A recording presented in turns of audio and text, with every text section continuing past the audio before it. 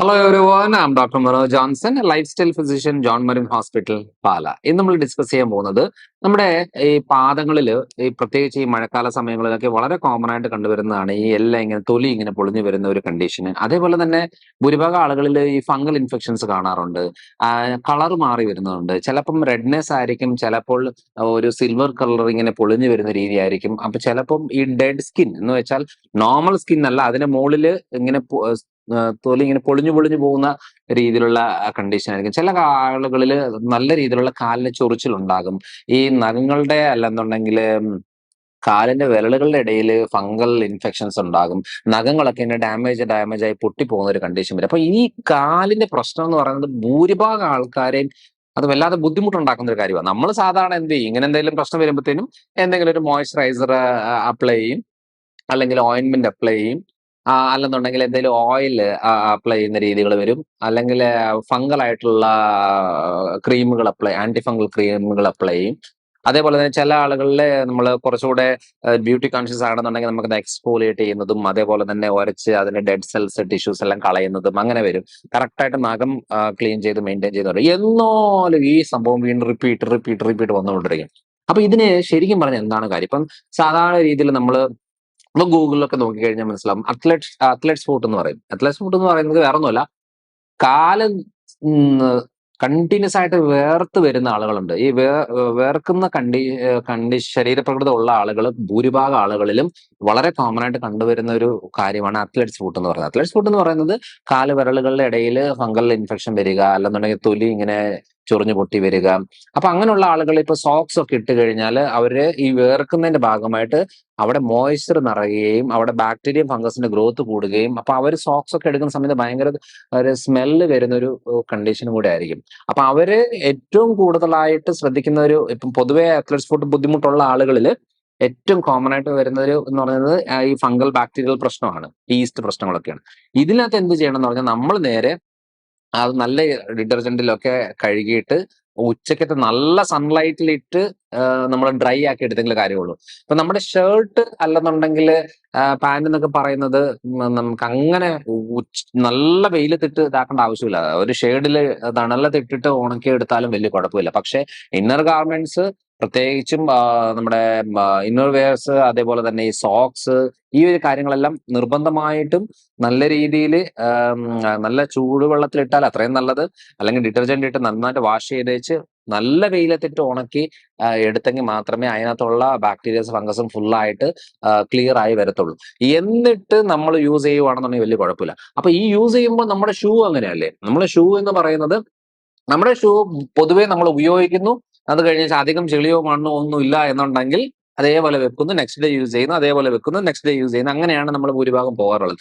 ഈ ഷൂ എന്ന് പറയുന്നതും സൺലൈറ്റിൽ വെച്ച് ഉണക്കിയെടുക്കേണ്ട ഒരു കാര്യമാണ് ഈ പറയുന്ന പ്രശ്നമുള്ള ആളുകളിൽ. കാരണം എന്താണെന്ന് വെച്ചാൽ നമ്മൾ എല്ലാ രീതിയിലുള്ള ഫ്രഷ്നെസ്സും മെയിൻറ്റെയിൻ ചെയ്തിട്ട് കൊണ്ടായിട്ട് ഈ ഷൂയിലേക്ക് കയറ്റി വെച്ച് കഴിഞ്ഞാൽ വീണ്ടും അവിടെയുള്ള ഫംഗസും ബാക്ടീരിയകളും നമ്മുടെ സോക്സിലേക്കും സ്കിന്നിലേക്കും വന്നിട്ട് ഡാമേജ് ഉണ്ടാക്കുന്ന വളരെ കോമൺ ആയിട്ടുള്ള ഒരു കാര്യമാണ്. അപ്പൊ അതുകൊണ്ട് എന്തുകൊണ്ടാണ് ഇത് വീണ്ടും വരുന്നത്? എന്തുകൊണ്ടാണ് കാല് വല്ലാതെ വേർക്കുന്നത്? എന്തുകൊണ്ടാണ് ഫംഗൽ ഇൻഫെക്ഷൻസ് കൂടുന്നത്? അപ്പൊ അതിനൊക്കെ കാരണമുണ്ട്. നമ്മുടെ ഞാൻ ചെയ്യുന്ന ഭൂരിഭാഗം വീഡിയോകൾ ശ്രദ്ധിക്കുമ്പോൾ നമുക്ക് മനസ്സിലാവുന്നത് എന്താണെന്ന് വെച്ചാൽ, ഞാൻ പറയുന്ന എന്നുള്ള സിംറ്റം വൈസ് അല്ല, ഈ സിംറ്റം ഉണ്ടാകാൻ എന്ത് കാരണം ആ കാരണം ക്ലിയർ ആക്കി വരണം. അതിൽ ആദ്യത്തെ കാര്യം എന്ന് വരുന്നത് കുടലിനകത്തെ പ്രശ്നങ്ങളാണ്. കുടലിന് ഫംഗൽ ഇൻഫെക്ഷൻസ് ഉണ്ടെന്നുണ്ടെങ്കിൽ അത് സ്കിന്നിനെ നല്ല രീതിയിൽ ബാധിക്കും. കുടലിൽ ഫംഗൽ ഇൻഫെക്ഷൻ ഉണ്ടെന്ന് എങ്ങനെ ഉറപ്പിക്കുന്നത്? വളരെ സിമ്പിൾ. നമുക്ക് നാക്കിന്റെ മുകളിൽ ഒരു വൈറ്റ് കോട്ടിങ് അല്ല ആ ഒരു രീതിയിലുള്ള കോട്ടിങ് വരുന്നുണ്ടോ എന്ന് നോക്കണം.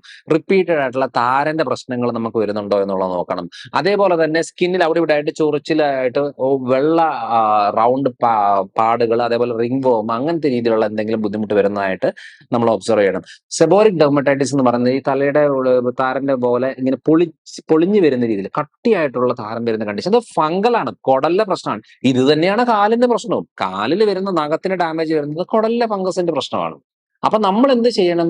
ഈ പറയുന്ന ഈ ചൂടത്ത്, അതായത് വെയിലത്ത് വെക്കുക, അതേപോലെ തന്നെ നന്നായിട്ട് കഴുകിയെടുക്കുക, എക്സ്ഫോലിയേറ്റ് ചെയ്യുക, ഓയിൻമെന്റ് അപ്ലൈ ചെയ്യുക, ക്രീം അപ്ലൈ ചെയ്യുക, എല്ലാ കാര്യം ചെയ്താൽ ഏക്കണം എന്നുണ്ടെങ്കിൽ കുടല് തൊട്ടുള്ള ഫംഗൽ ഇൻഫെക്ഷൻ ക്ലിയർ ആകണം. അതിന് ആ ഫംഗൽ റിലേറ്റഡ് ട്രീറ്റ്മെന്റ് ആണ് നമ്മൾ ചെയ്യേണ്ടത്. അപ്പൊ അങ്ങനെ ചെയ്യുമ്പോൾ എന്താ, ഇതിന് ഡാമേജ് ഉണ്ടാക്കുന്ന കാര്യങ്ങൾ സപ്ലൈ ചെയ്യാൻ പാടില്ല. അതാണ് മെയിൻ ആയിട്ടുള്ള കാര്യം. അപ്പൊ ഡാമേജ് ഉണ്ടാക്കുന്ന ഞാൻ പല വീഡിയോകളും പറഞ്ഞിട്ടുണ്ട്.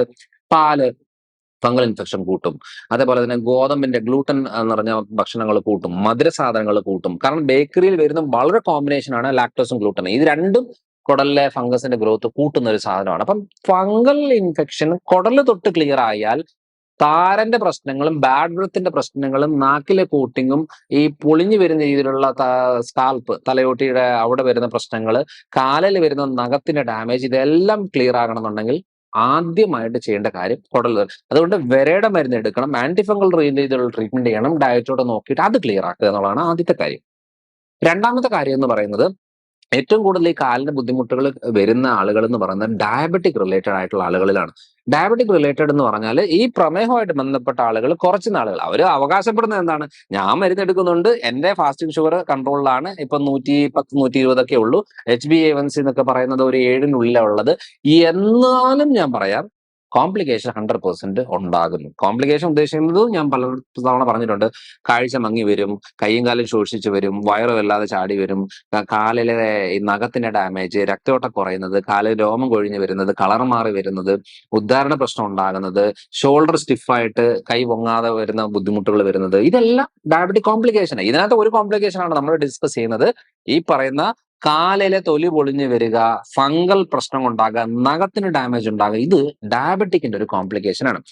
അതായത് കാലിന്റെ ഭാഗത്തേക്കുള്ള രക്തക്കൊള്ളിനുള്ളില് നമ്മൾ എന്താ പറയാ, ഈ ഷുഗറിന്റെ കണ്ടന്റ് കൂടുതലായിട്ട് വരികയും അത് ചുരുങ്ങി പോവുകയും രക്തോട്ടം പ്രോപ്പറായിട്ട് കിട്ടാതെ നഖങ്ങൾക്കൊക്കെ ഡാമേജ് വരികയും കാലിലേക്കുള്ള ഏരിയകൾക്ക് ബുദ്ധിമുട്ടുണ്ടാകാൻ വരും. എന്ന് വെച്ചാൽ ഈ രക്തക്കൊള്ളിലേക്കുള്ള നാഡികളുടെ സപ്ലൈയും പ്രോപ്പർ അല്ല. എന്ന് വെച്ചാൽ ഡയബറ്റിക് ന്യൂറോപ്പതി എന്ന് പറഞ്ഞൊരു കണ്ടീഷന്റെ ആഫ്റ്റർ എഫക്റ്റ് ആയിട്ടും നമുക്ക് കാലിന് ഡാമേജ് വരും. അപ്പം ഏറ്റവും കൂടുതൽ ശ്രദ്ധിക്കേണ്ടത് ഈ ഡാമേജ് ശരിയാക്കുക, അല്ലാതെ മരുന്ന് മാത്രം എടുത്തേച്ച് ഷുഗർ കൺട്രോൾ നിർത്തി എന്ന് പറഞ്ഞിട്ട് യാതൊരു കാര്യമില്ല. ഡയബറ്റിക് ഉള്ള ആളുകളിൽ കോംപ്ലിക്കേഷൻ വരുന്നത് വല്ല ഹാർട്ട് അറ്റാക്ക് വരുവോ, സ്ട്രോക്ക് ഉണ്ടാകും, അങ്ങനെയാ. കാരണം രക്തക്കൊഴലുകൾക്ക് ഡാമേജ് വരുന്നത്, പക്ഷെ ഷുഗർ കൺട്രോൾ ആയിരിക്കുകയും ചെയ്യും. അപ്പൊ നമ്മൾ ഷുഗർ കൺട്രോൾ ആകുന്ന ഉദ്ദേശിക്കുന്നത് എന്താ, രക്തക്കൊഴലിൽ അതായത് രക്തത്തിനകത്ത് ഷുഗർ കുറയ്ക്കുക എന്നുള്ളത് മാത്രമേ ഉദ്ദേശിക്കുന്നുള്ളൂ. പക്ഷെ ഇത് ഉണ്ടാകാനായിട്ടുള്ള കാരണങ്ങൾ നമ്മൾ നോക്കാതിരിക്കുന്നതുകൊണ്ട് ഷുഗറിന് മാത്രം മരുന്ന് എടുത്താൽ കോംപ്ലിക്കേഷൻ മാറത്തില്ല.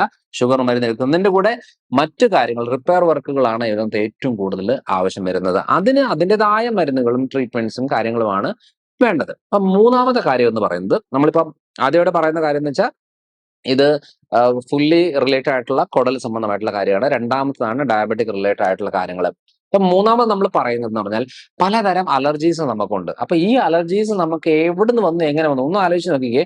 നേരത്തെ വല്ലപ്പോഴും ഒക്കെ തുമ്മിക്കൊണ്ടിരുന്ന ആൾക്കാര് പിന്നെ പൊടിയടിച്ചാലും തുമ്മും, തണുപ്പടിച്ചാൽ തുമ്മും, വെയിലടിച്ചാൽ തുമ്മും, പുതിയതായിട്ട് എന്തെങ്കിലും ഡ്രസ്സ് എടുത്താൽ തുമ്മും, ബുക്കും എടുത്താൽ തുമ്മും, എല്ലാത്തിലേക്കും അലർജി ടെൻഡൻസി കാണിക്കുന്ന ആളുകളിലാണ് വളരെ കോമൺ ആയിട്ട് വരുന്നത്. ശ്രദ്ധിച്ചു നോക്കിയാൽ മതി. ചില ആളുകളില് അവരുടെ ലൈഫിന്റെ സ്റ്റാർട്ടിങ് ടൈമുകളിലൊക്കെ എന്താ പറയാ, വല്ല ശ്വാസം മുട്ടലോ കാര്യങ്ങളൊക്കെ കാണിക്കും.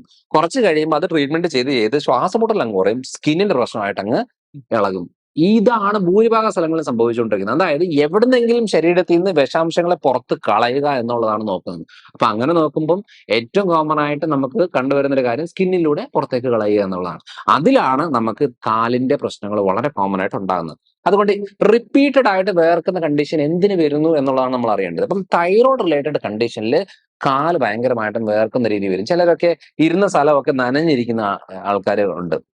അപ്പൊ ഇതൊക്കെ വരുന്നത് കാലിന്റെ മെയിൻ ആയിട്ടും വേർക്കുന്ന കണ്ടീഷൻ ഉണ്ടാകുന്ന ഹോർമോണൽ വേരിയേഷൻ, പ്രത്യേകിച്ചും തൈറോയ്ഡ് റിലേറ്റഡ് കണ്ടീഷനാണ്. അപ്പൊ ഇതൊക്കെ നമ്മൾ അറിയേണ്ട കാര്യം. സ്കിന്നിന്റെ പ്രശ്നങ്ങൾ വളരെ കോമൺ ആയിട്ട് കണ്ടുവരുന്നത് ഈ പറയുന്ന ഇന്റേണൽ ആയിട്ടുള്ള പ്രശ്നങ്ങൾ കൊണ്ടാണ്, അല്ലാതെ പുറത്തുനിന്ന് നമ്മൾ ക്രീമോ ഓയിൻമെന്റോ അപ്ലൈ ചെയ്തിട്ട് കാര്യമില്ല. ഈയിടയ്ക്ക് കണ്ട ഒരു കാര്യം എന്താണെന്ന് വെച്ചാൽ, അവരുടേത് നഖത്തിന്റെ പകുതി ഡാമേജ് ആണ്, പകുതി ഓക്കെയാണ്. ഈ നഖം വളർന്നു വരുമ്പത്തിന് സ്റ്റാർട്ടിങ് പകുതി വരെ ഓക്കെയാണ്, അവസാനത്തെ പകുതി ഡാമേജ് ആയിട്ട് പോകും. എന്നിട്ട് തന്നെ ഈ നഖവും സ്കിന്നും എല്ലാം ഒരുമിച്ചായിട്ട് പൊടിഞ്ഞു പോകുന്ന ഒരു രീതിയിലേക്ക് വരും.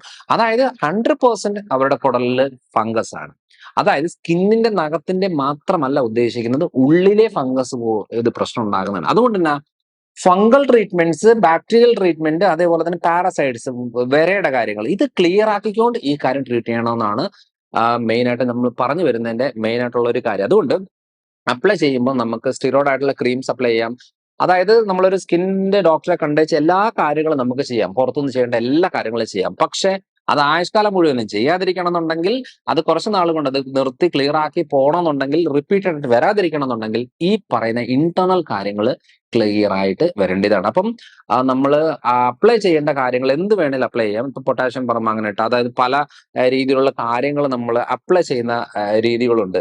റിപ്പീറ്റഡ് ആയിട്ട് വരുന്ന കാര്യങ്ങൾ, ഈ നഖത്തിന്റെ ഇടയ്ക്ക് വരുന്ന ഫംഗസ് കാര്യങ്ങളുണ്ട്. അപ്പൊ ഡയബറ്റീസ് എന്ന് പറയുന്ന കാര്യങ്ങൾ കൺട്രോൾ ആയിരിക്കണം.